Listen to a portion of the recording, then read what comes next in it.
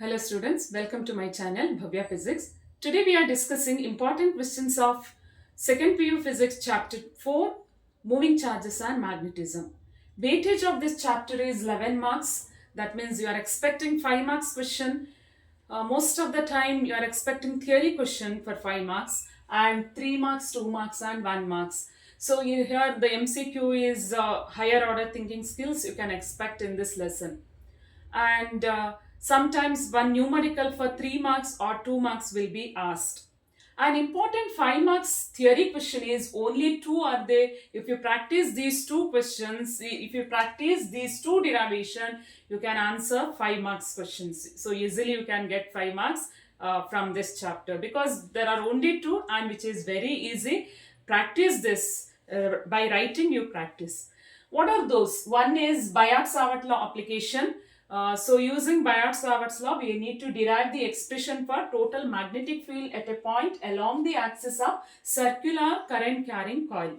For that, diagram is required, and here current, you need to write the direction of current, show the direction of current, and this point P is along the axis of the circular current carrying loop at a distance x, and we need to divide this circular current loop into current elements, small segments called as current element AB and A dash B dash, and join this AB to the point, that distance is R, and we need to find a total magnetic field at point P. Then what is the direction of the magnetic field due to current element? So which is perpendicular to this R.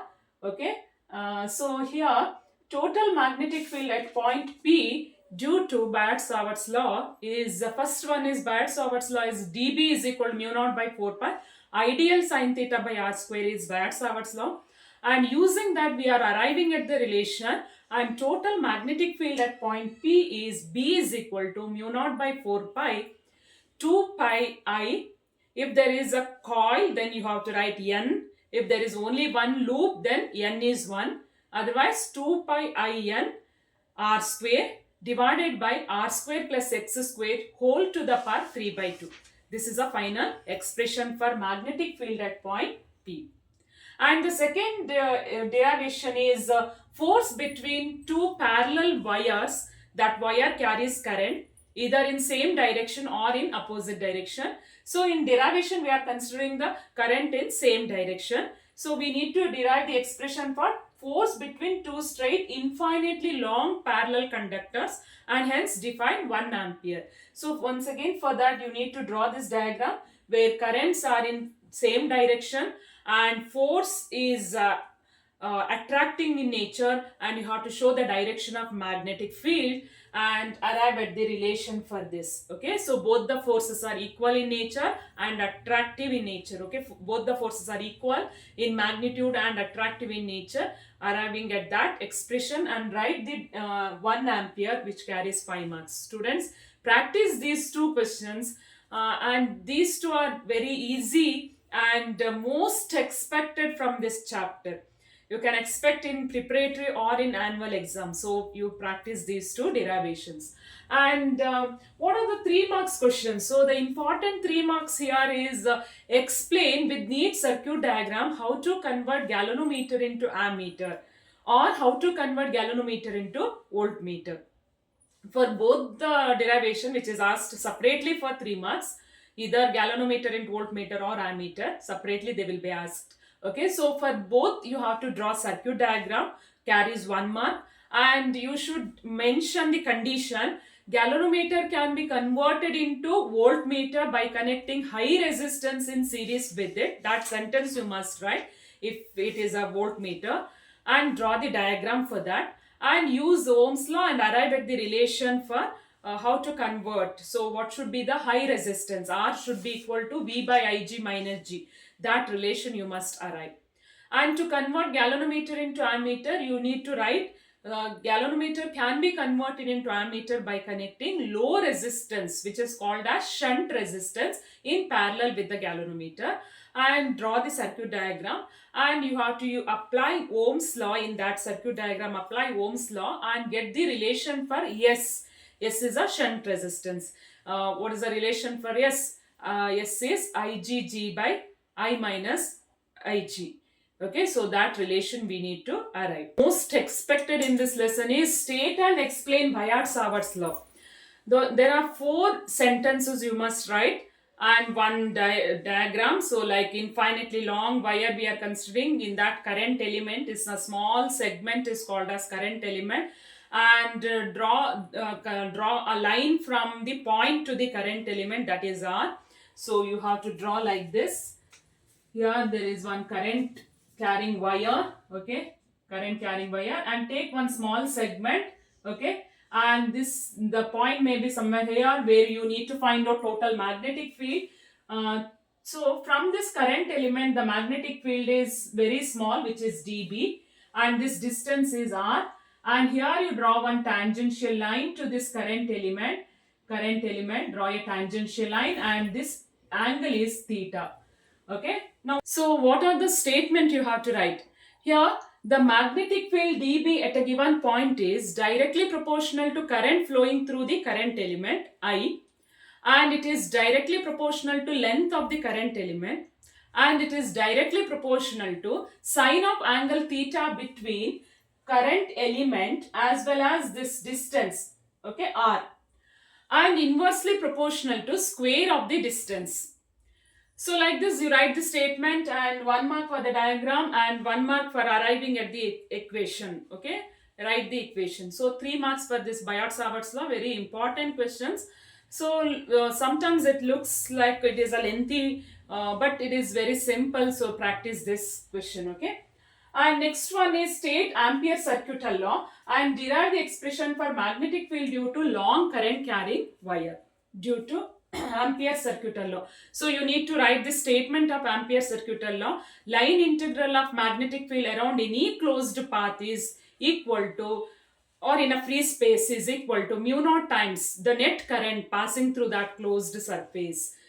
So this is Ampere circuital law. Using that we need to derive the expression for magnetic field due to long current carrying wire. So B is equal to mu naught by 4 pi 2 I by R.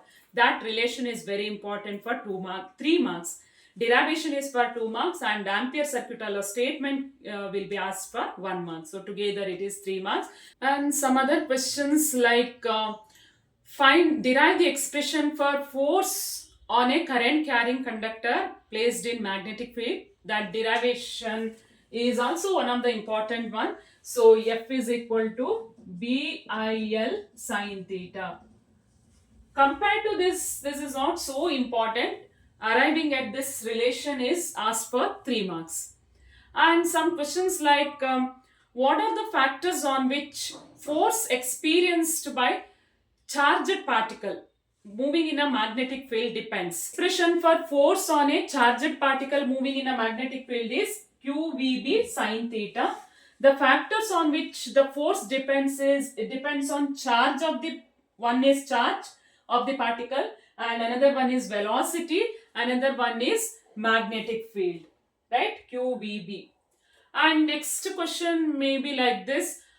So when the charged particle is moving in a magnetic field, what is a path, what is the nature of the path traced by this particle, moving particle?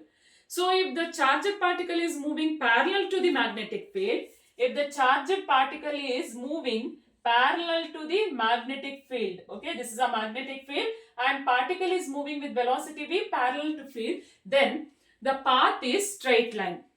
Path will be straight line. So because it does not experience any force, and hence the path will be straight line. Okay. And if the particle is moving such a way that V is perpendicular to magnetic field, then it experiences maximum force QVB, and hence it travels in a circular path. Okay, it will be having circular path. Or if the angle theta is in between 0 degree to 90 degree, okay, other than 0 degree, 90 degree and 180 degree, then path will be helix. Okay, it moves in helical path. So this is one of the important questions you can also expect in MCQ. And 2 marks expected is state and explain Ampere circuital law. Already I mentioned the statement. So you write the expression like line integral of magnetic field is, you should write like this. integration over a closed path B dot dl. Okay, that is equal to mu naught into I. So write this expression for Ampere circuital law. Then what is Lorentz force? Mention the expression for it. Lorentz force is an effective or total force experienced by charged particle moving in a crossed electric and magnetic field. So electric as well as magnetic field both are present and both are perpendicular to each other. They are called as crossed.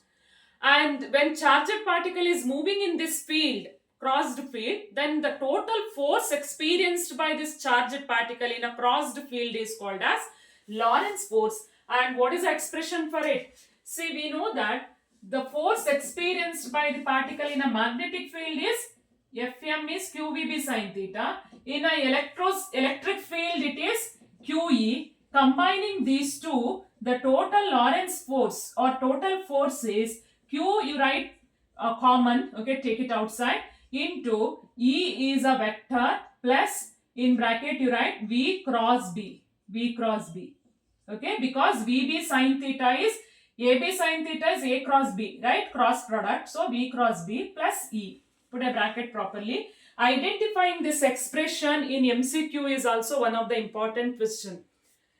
And along with these two are the important questions. You can also expect like this. What is the nature of the force between two parallel conductors when current is flowing along same direction? If current is flowing along same direction in a long straight wire, then nature of force is attractive. Okay, they attract each other. And when currents are flowing in opposite direction, in one wire current is flowing up and in another wire current is flowing down, then nature of force is repulsive. So they repel by each other. And the question may be like this: what is the resistance of an ideal voltmeter and ideal ammeter? For 2 marks. So we know that the using of ammeter is to measure the current in the circuit, right? That means entire current should pass through the ammeter, whatever withdrawn by the battery. So therefore, resistance of the ammeter must be low. Practically speaking, it is low. But ideally speaking means one we are not using for practical purpose. Okay, ideally means theoretically. Okay, so we are not using for the practical. So ideal ammeter resistance is 0. You can easily remember ammeter should offer very low resistance for the flow of current. That's why it can measure the current in the circuit. So ideal ammeter resistance is 0. And voltmeter must offer high resistance for the flow of current because voltmeter is always in parallel with the main component. If current is flowing through voltmeter, say you know that here if there is a main component, okay, and here we are keeping voltmeter. Right, voltmeter intention is to measure the potential difference across this main component. It doesn't want any current, okay, current is not required here. So that's why it offers high resistance for the flow of current. We don't need current in this branch. Current should not be flowing through in this branch, okay, that means it offers high resistance. That is one common sense. So what is the resistance of ideal voltmeter then? The resistance is very high. Ideal voltmeter resistance is infinity. Okay, so these are the most expected questions in this lesson. Along with that, some expression like F is equal to QVB sin theta, F is equal to BIL sin theta, and total Lorentz force is F is FE plus FM, that is Q into E plus V cross B. These derivation, and force F is force between two parallel conductor. Okay. Practice all these derivations. Students, all the very best for coming preparatory as well as annual exam. See you in next video. Thanks for watching.